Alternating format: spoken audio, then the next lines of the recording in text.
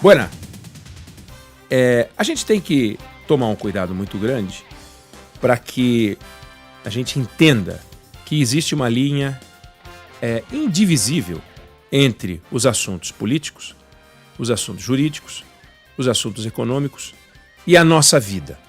A nossa vida é impactada por esse conjunto de fatos e outros tantos fatos, mas para ficar nesses.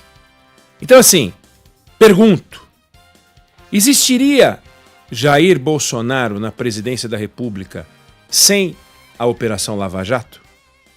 É uma pergunta. Você acha que existiria? Você acha que se não tivesse havido a Lava Jato, que naquele primeiro momento varreu a política nacional, varreu um setor da economia inteira, você não acha que aquele processo permitiu o florescimento de um discurso e de uma liderança chamada Jair Bolsonaro, que começou a aparecer nas revoltas de 2013, aquelas manifestações populares de 2013. Então você imagina um governo Dilma trabalhando direito, 2013, 2014, 2015, ela arruinou o Brasil, né? 2015, 2016, Dilma Rousseff arruinou o Brasil. Punição branda, afastamento sem perda de direitos políticos, punição branda para a maior recessão da nossa história. Sem isso, seriam dadas as condições para que um candidato com um discurso oposto ao do PT vencesse as eleições de 2018? Sem a Lava Jato, Lula não seria preso. Será que com o Lula solto em 2018 haveria Jair Bolsonaro? Não sei te dizer, mas você teria um confronto provavelmente entre Lula e Bolsonaro em 2018. E nesse confronto entre Lula e Bolsonaro em 2018, daria Bolsonaro? Talvez. Talvez não dá para saber. Com o poste que Lula escolheu, deu Bolsonaro. Vamos lá. Se não tivesse havido o Joesley Day, aquele dia em que, num acerto com o Procurador-Geral da República, o empresário Joesley Batista gravou o presidente Michel Temer, e a versão que saiu, que foi espalhada pela imprensa, era uma versão falsa, sugerindo que o Michel Temer estava querendo que o Joesley desse dinheiro para o Eduardo Cunha. Se não tivesse saído isso, será que o governo Temer viveria a crise que viveu? Será que Temer poderia ter sido candidato a presidente da República numa reeleição? Caso clássico, né? Quantos vices em prefeituras, em governos estaduais se tornaram depois candidatos e, portanto, se reelegeram, né? Reelegeram, ficaram naquele espaço cumprindo um mandato tampão, porque o presidente foi afastado, no caso a Dilma Rousseff, acertadamente. Tivemos um golpe de sorte de ser o Michel Temer, mas não deu para ele seguir. E se não tivesse havido o Joesley Day? E para ver o Joesley Day, teve que haver os atores que entraram, o Procurador-Geral da República, ambiente da Lava Jato. Então, os fatos políticos são impactados por fatos jurídicos. Os fatos econômicos também. Quando a gente pega o quadro atual, o futuro de Jair Bolsonaro interfere no futuro do Brasil. Claro, interfere.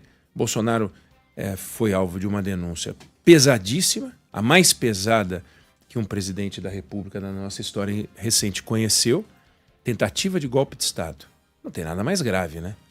O eleitor tem o direito de votar e escolher quem vai ser o próximo presidente. A vontade da urna tem que prevalecer. E a acusação é que ele não queria que a vontade da urna prevalecesse. Ele queria dar um golpe de Estado, que ele não conseguiu.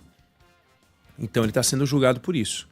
Se as pessoas no 8 de janeiro, naquela manifestação absurda do 8 de janeiro, invasão dos prédios públicos, teve gente que pegou 17 anos pintando uma estátua, quantos anos vai pegar o Bolsonaro? 18?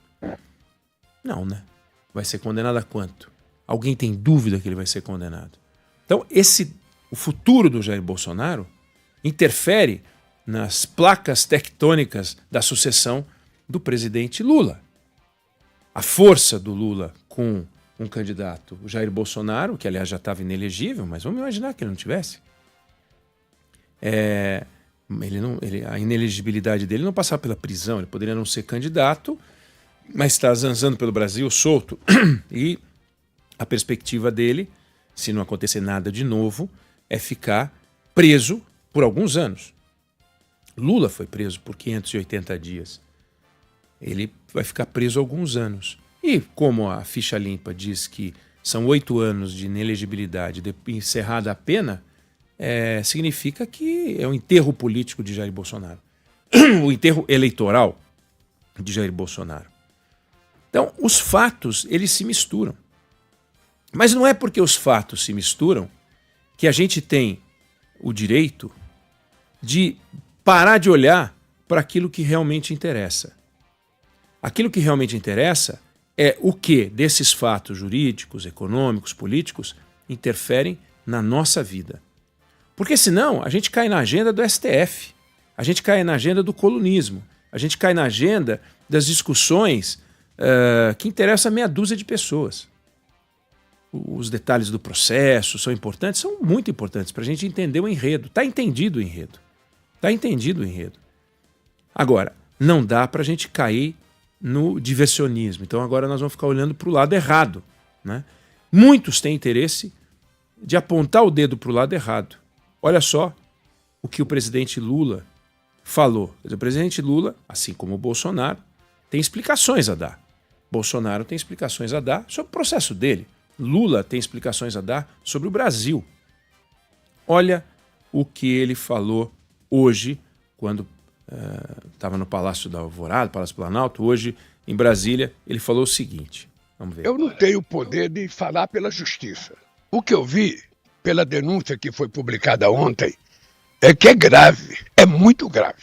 Se for provado a denúncia feita pelo Procurador-Geral da tentativa de golpe, da participação do ex-presidente do escalão de primeiro grau dele, o primeiro escalão dele, na tentativa de morte de um ministro da Suprema Corte Eleitoral, na tentativa de assassinato de um presidente da República e do vice-presidente, é uma coisa extremamente grave. Eu tenho certeza que, se for provado, ele só tem uma saída, ser preso. Obviamente que eu acho que eles terão o direito de se defender, terão o direito de dizer que é mentira, mas se for provado, não tem outra solução senão ser condenado. Veja, presidente da República não é candidato. Ele pode vir a ser candidato. Presidente da República tem agenda de país. Presidente da República tem agenda do Brasil. Presidente da República. Ele não governa para os petistas, ele não governa contra os bolsonaristas. E certas opiniões do presidente, por exemplo, sobre o Donald Trump, ele dá com cautela sobre os Estados Unidos. Quando ele fala da Venezuela, ele não fala com esse entusiasmo todo. Ele fala com muito cuidado, porque ele está falando de um amigo, que é o Nicolás Maduro, ele está falando de um país. Então, o presidente da República, nessa fala, ele mergulha numa análise jurídica de algo que ele não tem o direito de falar. Tem, né? Direito, todo mundo tem o direito de falar sobre o que quiser. Mas como presidente da República, ele deveria pensar que talvez uma resposta mais prudente fosse: eu sou presidente da República do país, esse é um assunto de outro poder, diz respeito a um político que é meu adversário, não ficaria bem eu tecer comentários sobre isso, mas ele continuou. Eles nem foram julgados, eles já estão pedindo anistia, ou seja, eles estão dizendo que são culpados. Só pelo fato deles pedir anistia antes de ser julgado, eles merecem ser condenados. Ora, se o cidadão está sendo acusado, ele não pode ficar pedindo perdão antes de ser julgado.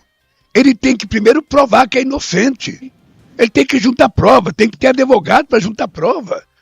Ora, eles estão com medo de ser condenados, eles querem pedir anistia antes de ser julgado, isso não existe. Presidente da República, que conheceu um processo, que foi alvo de uma denúncia, que foi condenado em primeira instância, em segunda instância, em terceira instância, ficou 580 dias preso, se sente à vontade para analisar um processo que sequer foi aceito pelo Poder Judiciário. Jair Bolsonaro ainda nem réu é. Óbvio que será réu. E duvido que tenha alguém que acredite que ele não será condenado. Mas, de novo, cabe ao presidente da República tecer comentários dessa gravidade? Só o fato dele pedir anistia já significa que ele é condenado, que ele é culpado? Faz sentido mergulhar nesse ponto com uma agenda de discussões que ele tem que enfrentar sobre o Brasil? Mas ele continuou. Porque ele age como se ele fosse o dono. Ah, se eu não puder fazer uma coisa, vai ser minha mulher que vai fazer. Ah, se eu não puder fazer meu filho. Ah, se eu não puder fazer meu neto. Como se fosse uma monarquia.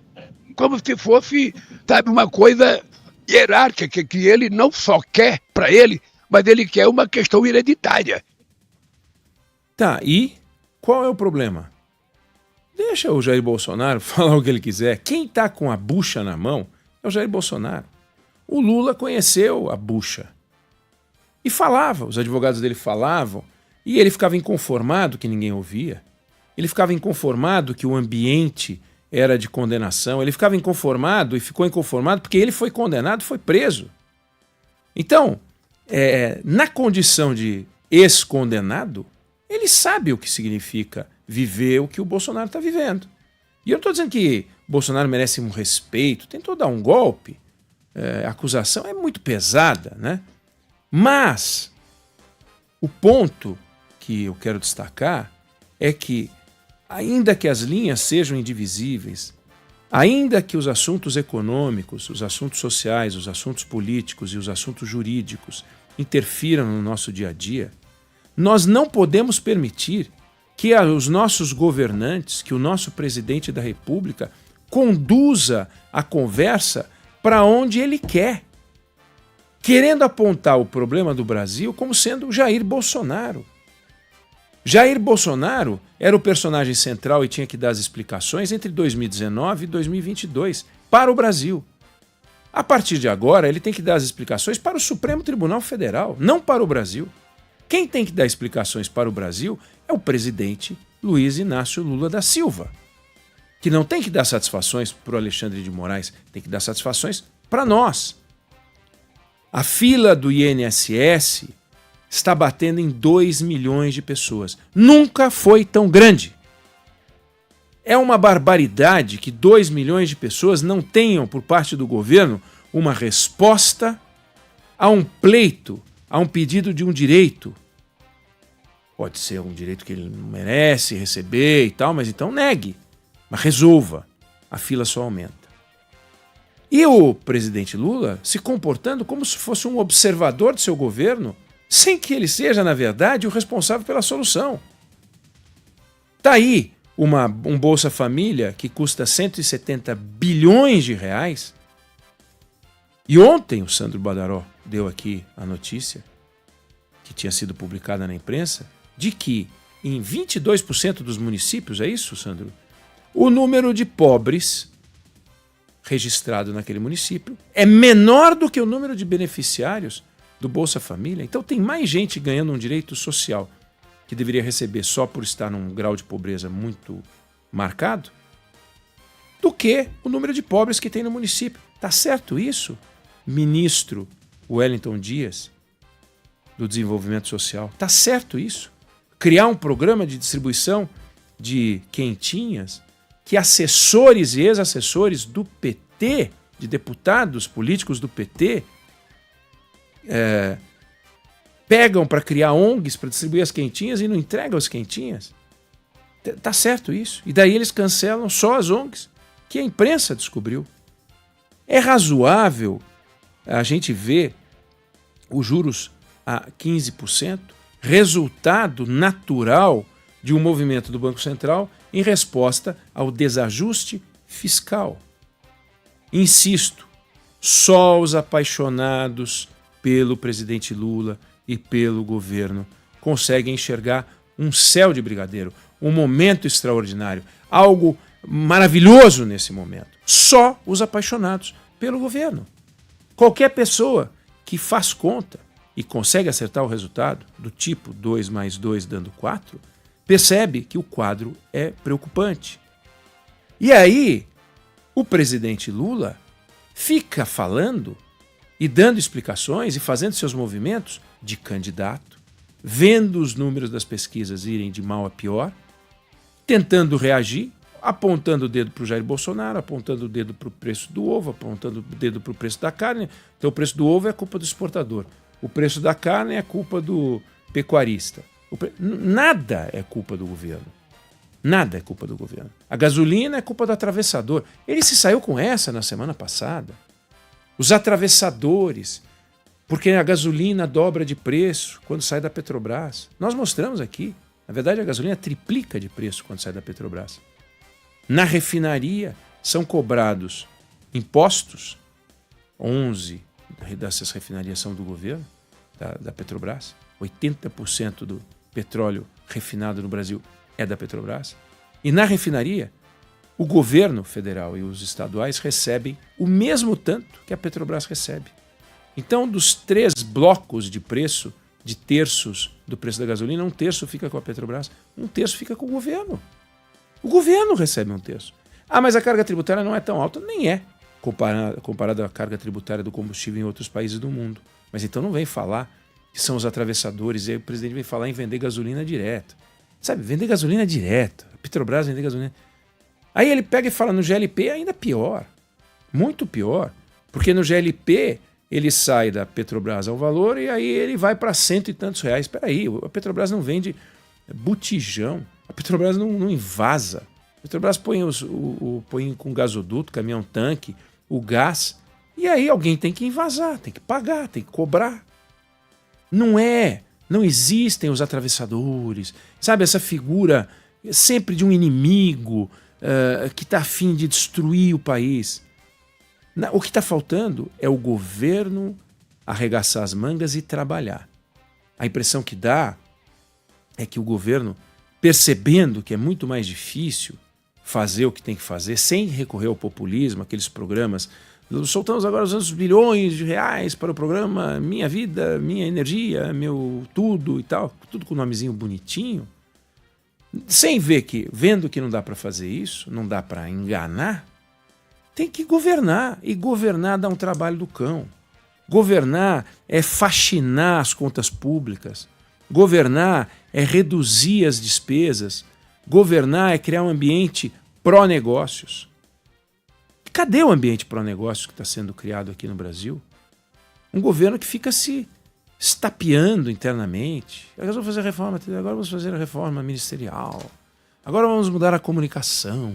Agora vamos mudar não sei o quê e nada acontece. O que de concreto a gente pode dizer que é o coração do programa do governo Lula? Aonde é que o Lula quer que o Brasil chegue? Eu quero que o pessoal tenha o que comer, que a picanha... É o seguinte, daqui a pouco o pé de galinha está no preço de picanha, não a picanha está no preço de pé de galinha. Daqui a pouco as pessoas só vão poder comer pé de galinha. Porque os produtos estão caros. Aí o governo quer dizer que tem algum malandro que está criando os preços, inflando os preços artificialmente. E a lei da oferta e da procura? E os custos de produção? E a estiagem? Como é que funciona? Então, os problemas nacionais, eles não são o Bolsonaro. Cadê a Ferrogrão, que aliás está nas mãos do Alexandre de Moraes, que não sai da mão do Alexandre de Moraes? Tudo ele pega. Ele pode ver uma coisa que ele já pega para ele. Pegou o Ferrogrão, não solta também. Uma ferrovia que pode reduzir de 30% a 40% o custo do frete, que pode reduzir em 80% a emissão de CO2, ligando Sinop a Miritituba, lá no Pará. Cadê que não sai? Então, esses são os problemas reais. A ferrovia é mais importante do que o Jair Bolsonaro. A ferrovia é mais importante do que o Mauro Cid. E a gente fica mergulhado nos Mauro Cid, não sei o quê. E para o governo é ótimo. Olha que maravilha, surgiram novos vilões. O vilão Jair Bolsonaro, o vilão Mauro Cid, o vilão Walter Braga, aqueles babaquara lá que tentaram um golpe de Estado. E com isso a gente deixa de olhar para os problemas que estão no colo do presidente Luiz Inácio Lula da Silva. Não vamos perder esse foco. É lá, no Palácio do Planalto, que já foi responsabilidade do Jair Bolsonaro, mas agora é responsabilidade de Lula, que estão boa parte das respostas, muitas das respostas, que a gente precisa ter para poder fazer um investimento, que o empresário quer ouvir para saber para onde ir. Não é no processo, página 322, porque o Paulo Gonet, porque não sei. Tudo isso é importante quando o assunto é jurídico. Agora, quando você acorda de manhã, você não come denúncia, quando você chega em casa para trabalhar, você não bebe habeas corpus. Não é isso que muda a tua vida. O que muda a tua vida é dinheiro no bolso. O que muda a tua vida é comida na mesa. Se o dinheiro que você tem no bolso não coloca a comida na mesa, você tem um problema. Não é se o Bolsonaro vai ser julgado, não vai ser julgado, se é em setembro, se é em fevereiro. Tudo isso, claro, a gente vai falar disso, a gente acompanha. É nossa responsabilidade tratar de vários assuntos, como é a responsabilidade nossa falar sobre Donald Trump, sobre a guerra no Oriente Médio, sobre a guerra da Ucrânia. Tal. Mas não vamos perder de vista aonde é que está o nosso desafio. Que até o dia 31 de dezembro de 2025 é a responsabilidade do senhor Luiz Inácio Lula da Silva. E ele não pode fugir disso apontando o dedo para o lado. Eu não sei se você concorda ou discorda, mas essa é a opinião que eu tenho sobre o assunto.